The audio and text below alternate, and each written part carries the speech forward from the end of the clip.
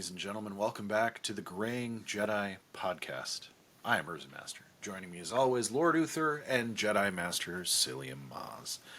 Gentlemen, welcome back to the Jedi Council Chambers. We are at episode 6 of Skeleton Crew.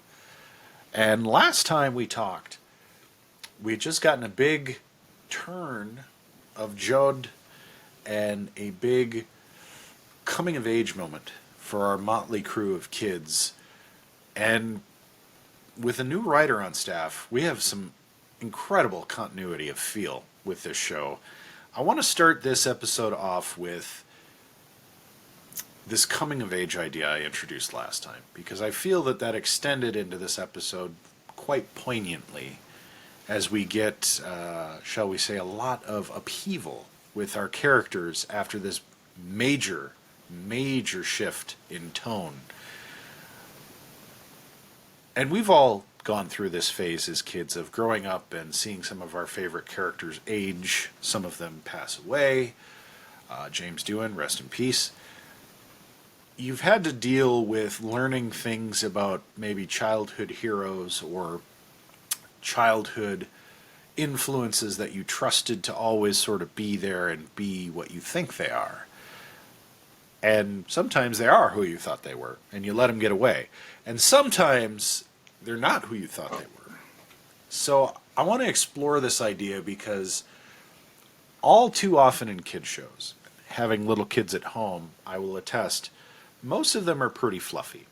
Very few of them deal with big ideas for one reason or another. One, because it doesn't sell well, and two, because it's kind of heavy for kids. They don't deal well with it. I don't know how Bluey does it so well, but here we have Skeleton Crew doing an amazing job of it too. I want to explore our feelings today, as Jedis often do. They search their feelings. Gentlemen, how did you feel about this transformation of characters that this episode brings to the table? I think, again, all credit to the director, Bryce Dallas Howard, who is no stranger to the Star Wars streaming universe, having helmed episodes of The Mandalorian in each of its seasons, 3 seasons, as well as an episode of the Book of Boba Fett, Ron Howard's daughter, actress/director.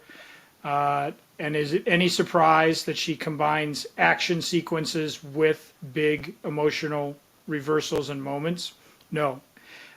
Give her a feature already, Kathleen Kennedy. Let her take out a Star Wars big screen film around the block. I'm sure it would be entertaining for fans and fans alike. And also our second and final episode of this season from Young Ho Wesner, when we talked about basically got control of the spa arc on the planet Lapuna. And this is sort of the follow-up, almost like a part 2 of the previous episode. So again, the continuity is right there. But what this episode did, and you would have had it even without Bryce Dallas behind the camera, I think, although I'm glad she was there calling the shots. This episode, to me, was about disabilities. And the very physical disabilities of KB, whom we'll get about in a second, and the fact that Neil, he can't do the things that Fern needs him to do to climb up the mountain to get to their ship, and how it's really about how Fern wants everybody to be at her level or can function normally. And in the case of Neil, there's physical setbacks. He's a little blue elephant. He can't climb up the ladder as fast or as safely as she can. And in terms of KB, her disability, Fern doesn't really want to accept what that means for their friendship, and is just sort of saying, "Oh, you can do it. You're an empowered. You've got girl power. You can do anything you want." And I have to say, gentlemen, this episode in particular, I'm sold. My favorite character of the crew is KB. I think the Christiana Catter, the actress who plays her, is doing this amazingly subtle job. Like, I've never once caught her over-emoting, overacting, trying to milk things like that. She's very reserved.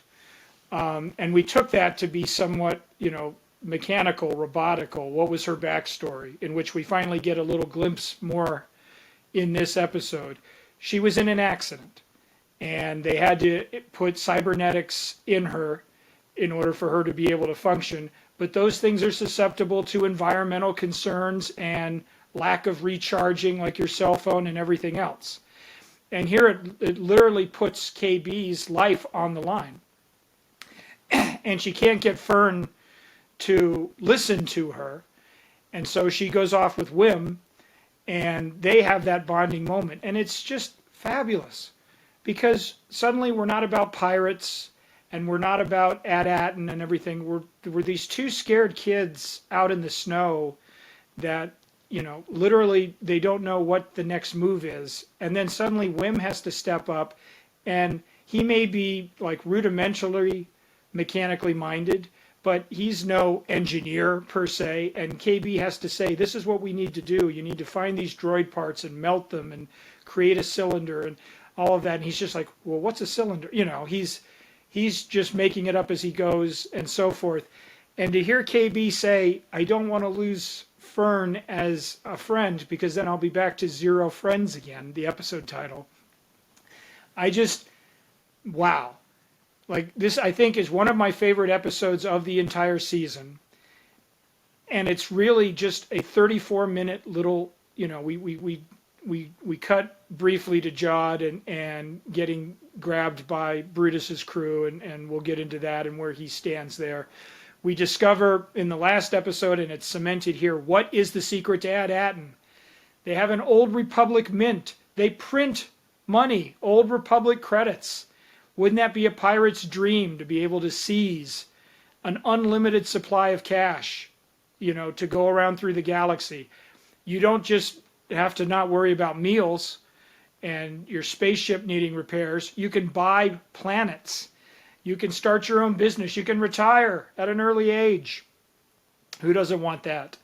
But this is a show about kids, having those uncomfortable conversations, or trying to avoid those uncomfortable conversations because they don't want to risk losing those friendships. How many of us in junior high, middle school, elementary school, high school, how many of us were so keen to maintaining those social peer bonds, right? I mean, that was what was getting us through the homework and the long sports practices and everything that looked endless, was our friends. We talk on the phone, and we'd write notes to each other, and, we'd meet up after school and have sleepovers. And like, that's currency for a child trying to grow up to be an adult. And you don't want to lose that currency, overspend it, and so forth. And so the show gets it, because this is how kids behave, and this is how all kids sort of respond to one another. And I think, again, credit to Ming-Yo Wesner, credit to Christopher Ford and John Watts, who have been doing it in the other episodes and will continue to do so for the final two. They get it. I don't hear adults writing kids dialogue to be sassy and, you're canceled, LOL, all of that. I hear kids talking to each other. And when KB is rescued by Wim, she says, like, I bet you didn't think saving a life would be, etc. You'd be so close to saving a life. Thanks, Jedi. And it's a tiny bit of flirting. I mean, I don't really see that there's going to be maybe a romance developing there or not, but it's what kids do, right? They just, and it's such and the smile on his face is so genuine, the actor, Ravi Cabot Conyers. Like, oh my God, did she just call me like, is she flirting with me? Does she like me? Do I like her? It was tremendous. And then to have Fern and KB reuniting, like, I'm so sorry, and like, oh, you're my bestie, and they're hugging. And again, it doesn't feel fake. It doesn't feel inauthentic. It doesn't feel staged. And that could be credit to Bryce Dallas Howard, who has always shown that emotional touch as a director. It can be the credit of these kids who are just playing it a certain way. They're not overselling it. That's tremendous. And you follow it up with an intense action scene that's like right out of Toy Story 3, where our kids are going to basically end up in the incinerator if they don't get eaten by the trash crab. And I do want to credit Phil Tippett Studios. Phil Tippett is the stop motion animator who gave us the Tauntaun, the Imperial Walker, the Rancor, all from the original trilogy. So he's a guy who's given us monsters and technology with that, classic animation Ray Harryhausen style. And while he may only be the figurehead of the studio now, the studio with his name on it is still putting out quality work. And darned if that Mama Crab doesn't seem like it could have been in Labyrinth or Never Ending Story or any of those Amblin things that we're talking about. It looks Willow. It looks monstrous and scary, but in the same breath, you're like, yeah, it's right out of a storybook. So, gentlemen, like I say, probably my favorite episode of season 1. I'm Team KB all the way. I thought that actress, Miss Cratter, I thought she got the assignment and she nailed it. I think the rest of the kids are solid. I love Neil's throwaway line, "Hey, we're getting really good at falling." As the episode starts, I wanted to leave Urza Master to reminisce on how the episode starts literally in mid-slide. And then Jod basically rallying the pirates to his cause, or it's the airlock for him. And it turns out that everyone's got the coordinates now, right? So we're heading back home, maybe a little earlier than we expected, but that's, gentlemen, like I said, I'm glad I don't have 0 friends again, that I've got such wise and powerful members of the council on my side. But how'd you feel? Lord Uther, is that a yes? Is that a yes? I was expecting a Lord Uther yes right there. I've been over here chopping at the bit, obviously. Tell me another series. So let me start over. Yeah. Well, tell me another franchise that does so well at having two or three major plot lines happening at the same time during a movie or an episode, that you're locked into each and they're all as good. Like they're all on the same level in terms of having your interest in driving the story forward. Because we were just, on our other celebrated podcast here, pending rebrand, like Warp Core, we were talking before about how you've got the big three down on the planet, and up on the ship they're just watching TV. Like there's no dynamic to the second plot line that's kind of happening, which should be on the ship. And here we have 3 different things happening, and we're going between each one of them. And in typical Star Wars masterful weaving together of these stories, each one is carrying some heavy weight, and you're with it the entire time. And not only is it an episode like that we're continuing to move the story forward, we're getting depth to the characters, and we're seeing depth of friendships begin, which it's just incredible what they're doing here, because you're learning more about these kids, you're moving the plot forward, you're loving and hating Jod all at the same time. You've got this sequence at the end with this ship where you're really sitting there going, how are they going to get out of this? Like, what's going to happen? And they're not even sure what's going to happen. And then, boom, they're out of that situation with the flick of a switch, which maybe I'll let Urza Master jump on and add a little bit more. Just incredible. And one more point. The whole cybernetics thing, I feel like it makes the cyberpunks or the cybernetics from Boba Fett justified, in a sense, because I feel like we get a little more understanding, or again, I know I've used the term depth, of this whole idea of using cybernetics. I just hope it doesn't become a cop-out like the back to tank. Sorry. So I have a little ill will towards the back to tank that I'm hoping will go away after a little while. Urza. Yes. No, I loved it. This is absolutely my favorite episode of the season thus far, and not even close. For the first time, you get our characters, our child characters, dealing with life and death, dealing with stuff well beyond their age range, and doing beautifully. Coming of age right on the screen, and not in a forced way, not in a way that, you know, it still feels realistic. Like for what they've been exposed to, for the things they've adapted to, for the knowledge level they have that they've established. You know, they're all in school, they're all doing these things, but they're being trained in like some of this space age techie stuff. You know, to see Wim save a life, you know, in a way that has nothing to do with the Jedi, by the way. It's just technical knowledge, listening, doing all the things a parent would ask a child to do in a context without a parent. You know, his dad wasn't there to see that, but how proud a moment would that be, you know, when that story gets told eventually, I'm sure, to that parent. You know, that's everything we would ever ask of our kids. And that's all 4 kids. They're nailing it in every respect. Neil, who I think is the least developing character in this episode, even has that moment where he's not just a scared little boy anymore. You know, he's not just totally freaked out, the emotional liability of the group. He's really coming into his own, and that was kind of the lowest key of this whole episode. And how about the droid action here? Because this is what gets me looking back. B-33 tells them never ever press this button, and even facing imminent death, they still are like, we should probably listen to our authority figure.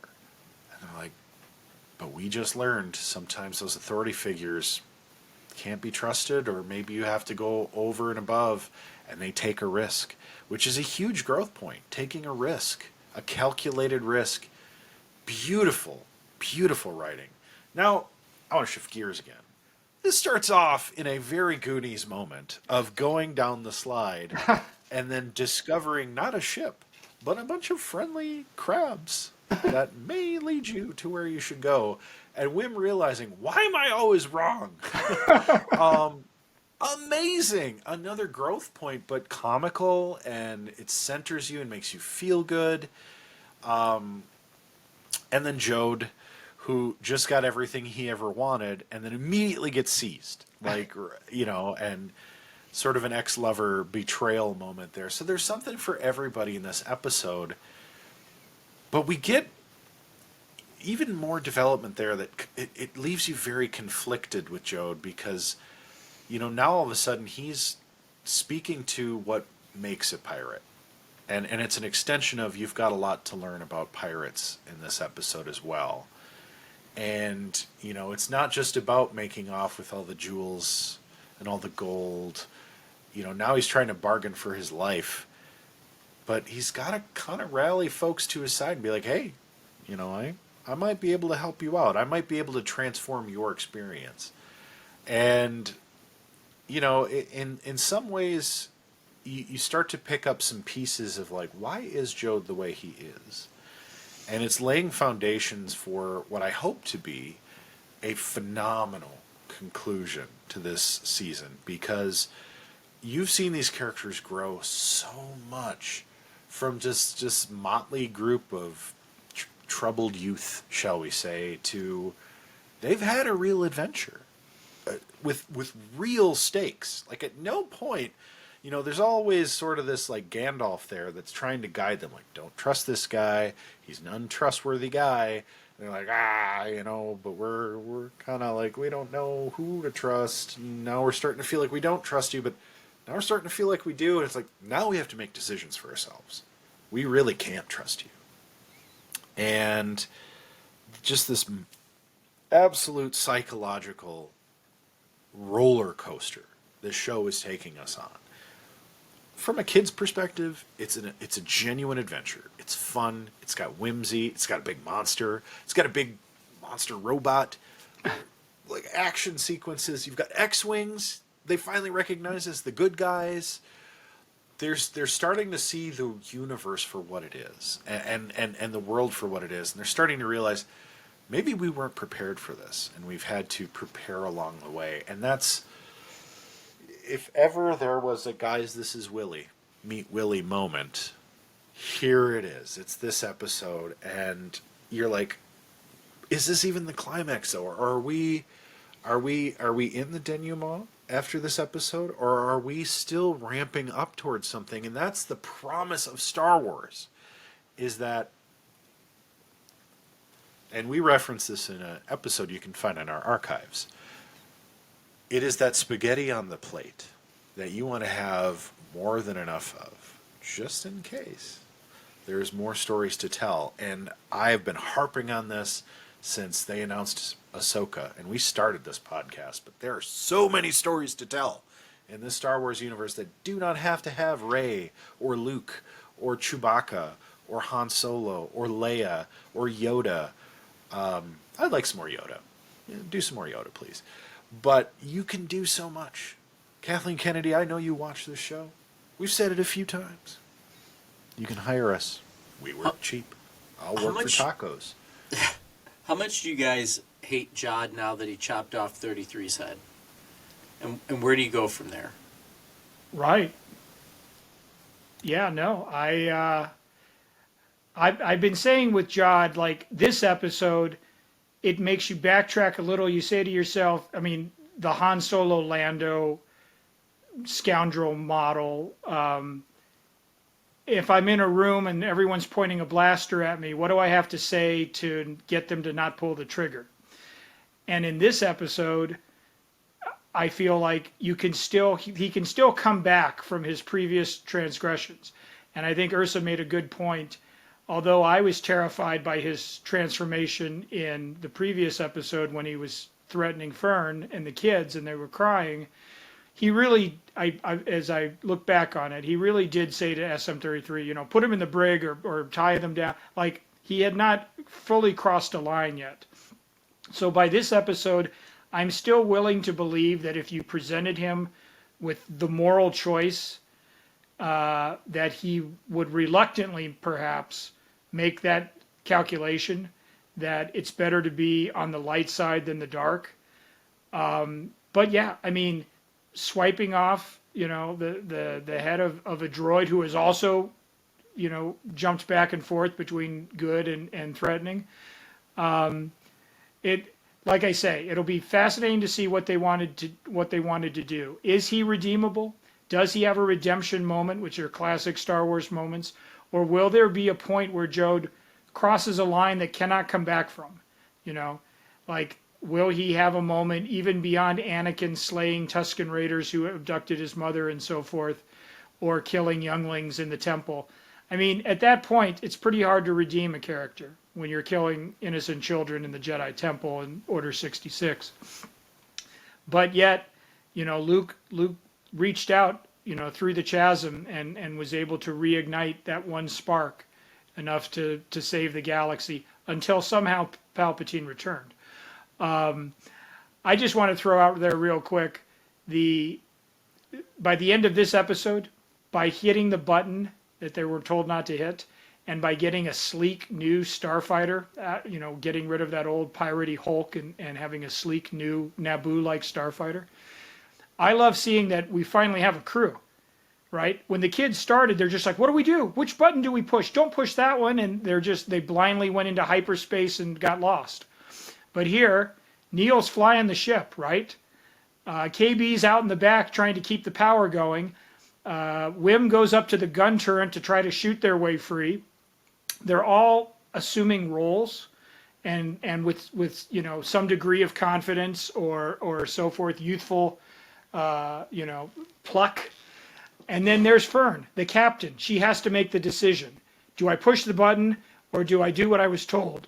And she makes a captain decision. She pushes the button. And so by the end, they're flying off into the galaxy, and maybe they run into Jod again, or maybe they get back to Ad-Aden because KB has the coordinates now. We don't know yet. But they're flying a starship. Like, they are a crew, for better or worse. A bunch of 10-year-olds have their own ship, and they each know their roles. And Neil, like I say, he's at the controls. KB says, you fly it, Neil, and he does. And Fern sits there and makes the decision, and KB's back there banging on things with her hydro spanner. So I love that moment now. Talk about growth. When we started, they were 4 scared children. I want to go home. And here they still want to go home, but now there's a newfound confidence. We don't need Jode.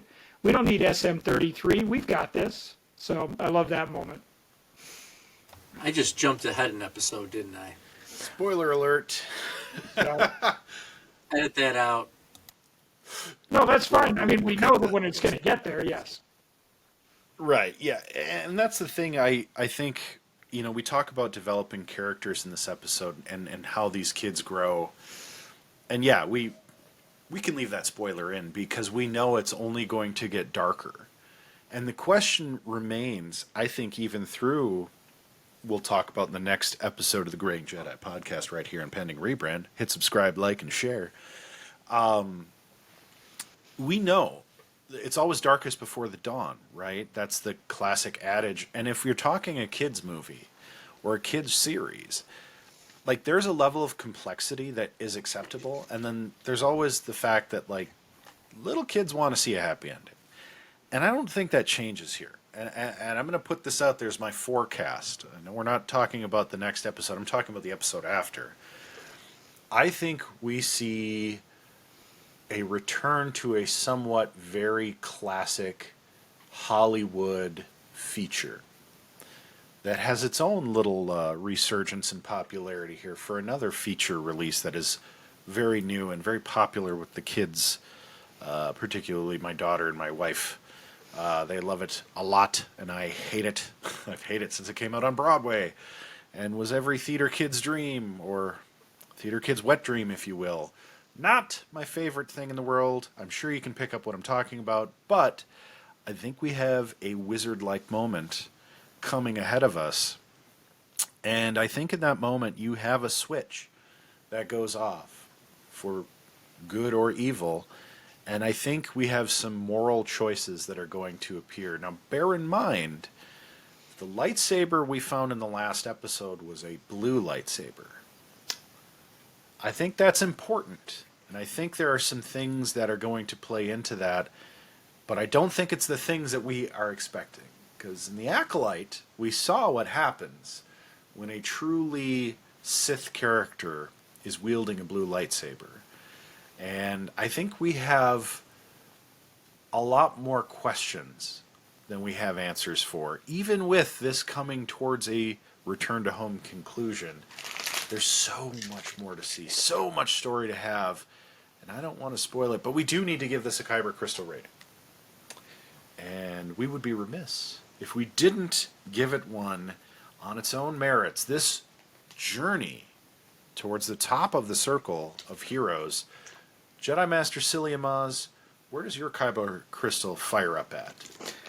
My favorite brand of jelly beans, Soda Pop Shop green jelly beans. Now, they're not all green. This is Orange Crush, A&W Cream Soda, Dr. Pepper, 7-Up. They taste like the soda. It's green packaging. It's green all the way down for me. Like I said, Bryce Dallas Howard has not disappointed as a director. Knows, I think, intuitively and instinctively how to... It's easy to do the big special effects moments, lean on ILM and everybody else, but it's harder to get the character stuff and make it feel authentic. And I think she's demonstrated as the child of an actor, director, and so forth that she can more than handle those beats gracefully and keep the story moving forward propulsively. So, hats off. 2 more to go. We'll see where the crew ends up, but it looks like they're on a collision course with pirates, and they're battling for Old Republic credits.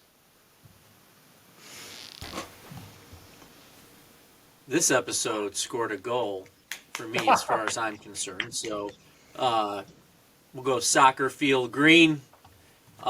Great episode, even though I did a little bit of a spoiler, but too bad. The series continues to roll forward and definitely keeping our attention. And I will piggyback on the candy theme and say M&M green with flecks of red for our friend Jode, who may or may not be showing us a little bit of his journey one way or the other. And I look forward to the conclusion over the next 2 episodes, but certainly could not be more over the moon with this series. My expectations were blown out of the water. Anything to feature more Bryce Dallas Howard in my day-to-day life, I am all for. So, all you Graying Jedi fans out there, all you pending rebrand fans, we leave you for our next journey in this galaxy far, far away with the same adage as always, even to Jode. May the Force be with you. Always.